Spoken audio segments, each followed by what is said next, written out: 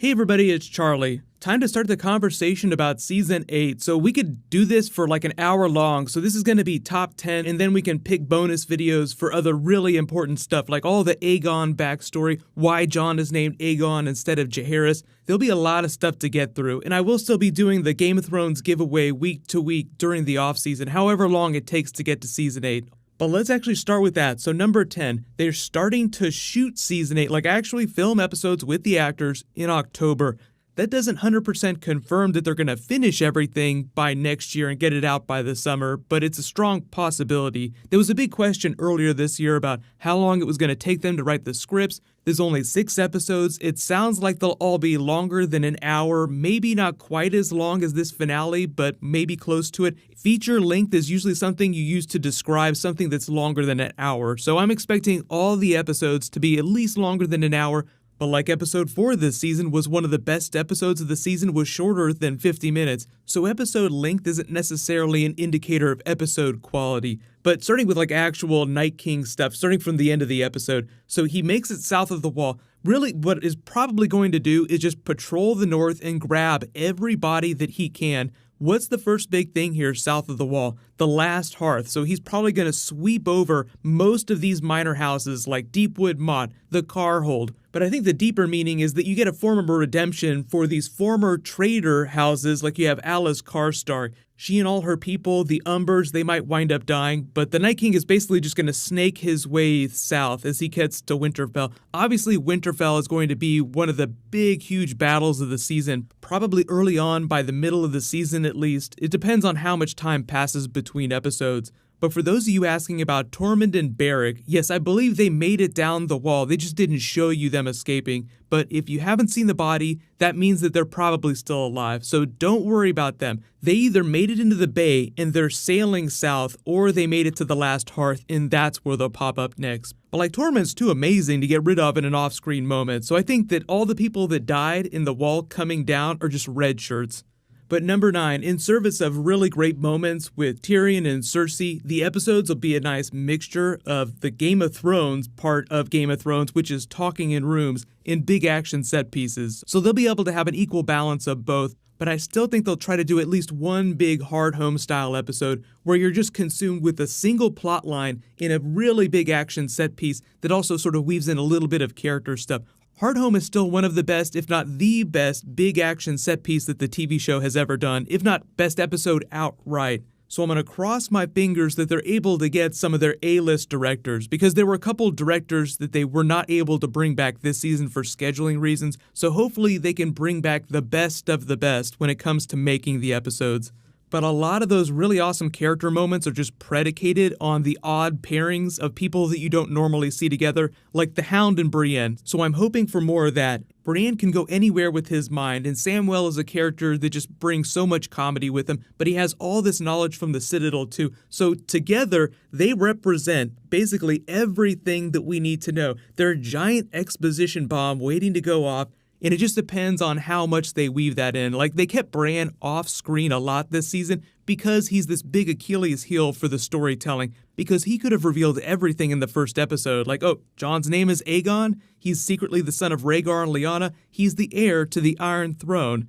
So a lot of Bran's storyline is in revealing information, but he's also critical to defeating the Night King, so I think you'll slowly see his power levels ramp up, and Samwell will just be there to serve as a really good comedy tool, because Bran is kind of a piece of wood right now, the way he acts. He's like a human turnip. Samwell's the perfect character to react to all that craziness. But number 8, speaking of really interesting pairings and huge reunions, there's still a couple big ones left to happen. There's Jon and Arya, there's Gendry and Arya, and I'd say Ghost, but there's a solid chance that we'll never see him again on the TV show. I'm going to cross my fingers on that one. But like Daenerys hasn't met any of the Lords of the North. Jon Royce was hardcore anti-Targaryen, and he's now the de facto leader of the Vale until the Sweet Robin either raises up or Sansa marries him and gains de facto control over the entire North. As far as paying those reunions off, though, I think that everybody's slowly going to converge around the same time. Jon and Daenerys are sailing for White Harbor right here. After that, if they don't go directly back to Dragonstone to monitor sort of the mining of all the dragon glass, they'll probably go to Winterfell because that's where one of the big battles happens. So I wouldn't be surprised if we don't get that Arya Gendry, Arya Jon reunion till midway through the season, because I don't think the Night King is going to make it to Winterfell immediately. Like I said, middle of the season at least. I'll try to explain how I think the timing of the final battle and the War for the Dawn in Dream of Spring is going to work into the end of the series, because I don't think they're going to wait to the final moment of the final episode to actually kill the Night King. It'll probably happen much earlier than that. But number 7, Tyrion. Lots of Tyrion questions at the end of the episode. That weird look on his face as he saw that Jon was starting to get it on with Daenerys. I think he's going to continue to be frustrated by the decisions that Daenerys makes, and she won't listen to him as much as she should. And now that Jon's part of that equation, and Tyrion senses that they're growing really close and it's starting to get really crazy, he's probably worried about it blowing up in their face. But he doesn't know anything about the incest bomb. He doesn't know about secret Targaryens. He's probably just worried about the alliance disintegrating because of some bad decision they make, like it might end badly because they're making things so complicated with their relationship. So that's probably what this look is all about.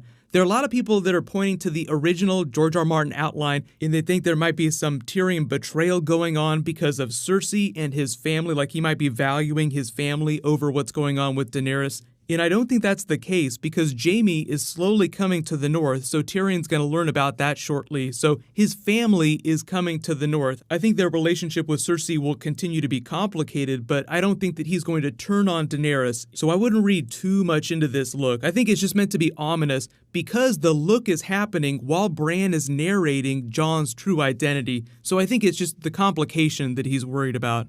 But number 6, speaking of Cersei and her pregnancy, so I do believe that she's pregnant, but I think that the baby's not going to come to term, and she will actually be left with no one. Like that was what Jaime was trying to tell her. It's only the two of us, there's no one else, because Tyrion's left them. So he says, you will actually be left alone if I leave. And then, it comes to a head and he finally leaves. So I think the idea is that in Season 8, she will be left with nothing and she'll be drowning in her tears, Valonqar style. And you'll actually see the fulfillment of a Cersei with unlimited money, but no conscience and no regard for anyone else. One of my favorite Cersei quotes in the episode was when she was having it out with Jaime before he left, and she says that she doesn't care about making the world a better place. It's probably the most honest thing she's said in the last couple of episodes, if not the last couple of seasons. So while the Night King is the ultimate threat, Night King plus Viserion equals Westeros is screwed, Cersei will rise to be the ultimate human villain of the series. But number 5, talking about Euron, some of this other plotline stuff, Euron makes it back with the Golden Company. They use the Iron Bank's money to fortify their fleet, all their defenses in King's Landing. But the whole idea at the end of the series, the lone wolf dies, but the pack survives. Cersei is now kind of the lone wolf, so I don't think it's going to do them any good. But I don't think that the Army of the Dead or the Night King is going to kill Cersei or Euron. Because number 4, I am almost 100% certain that book Jaime is the Valonqar, but the TV show might bend that a little bit. There are a couple different versions of the fulfillment of the Valonqar that I hope the TV show decides to go with. Like, they tend to go with metaphors over making things very literal. So like the little one or the baby might wind up being her ultimate death. That'd be a perfect metaphor. So like Jaime, the little brother, winds up being the fulfillment of the Valonqar through the baby that he put in her, who is also the little brother.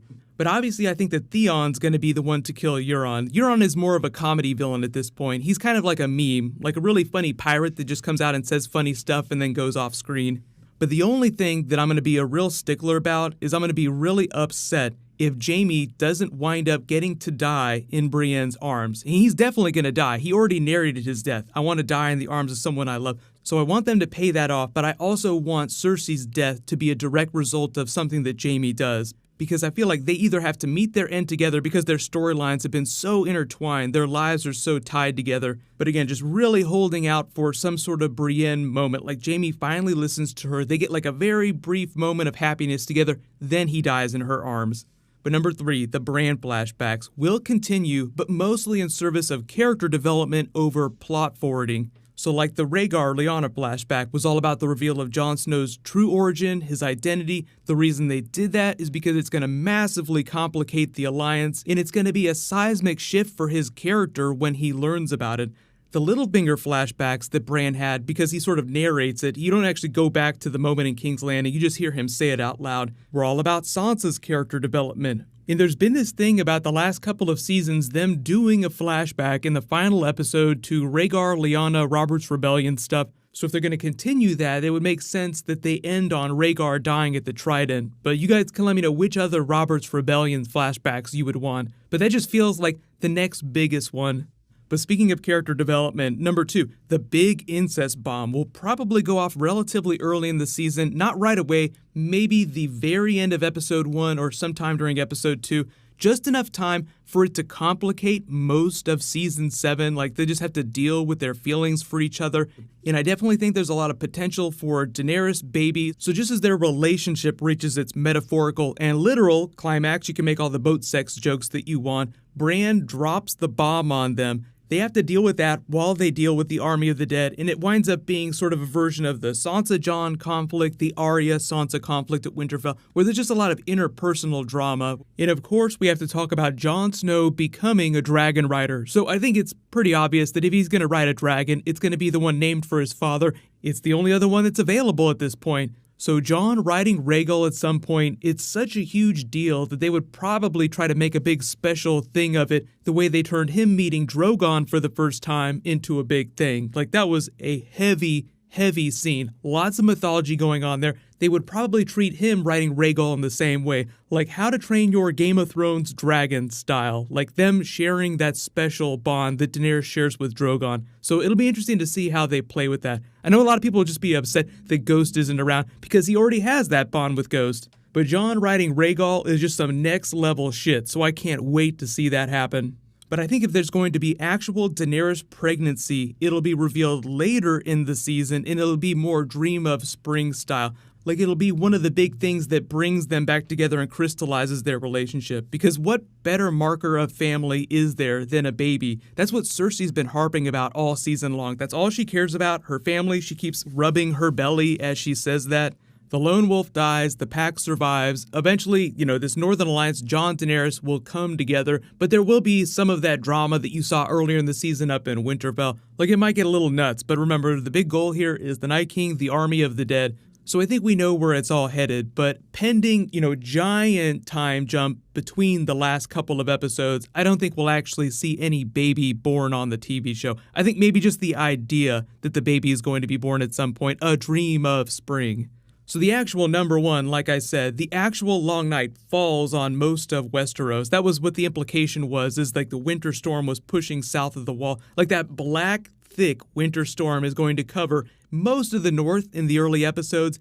And like down in King's Landing, it's just started to snow. It actually looked really beautiful in the episode. But remember how thick the storm was when they cut back up to Winterfell before the end of the episode? That level of winter will probably fall on King's Landing. Like, you'll actually see snowdrifts at the Red Keep, and there'll be some version of this Daenerys vision, but, remains to be seen whether or not they literally blow up King's Landing. So we could talk about this for another hour, but let me know, what are your biggest predictions for the final season? And when do you think the big incest bomb is going to go off? Like, when will Jon and Daenerys actually learn the truth of the matter? That's going to be really exciting to watch that go off in their faces.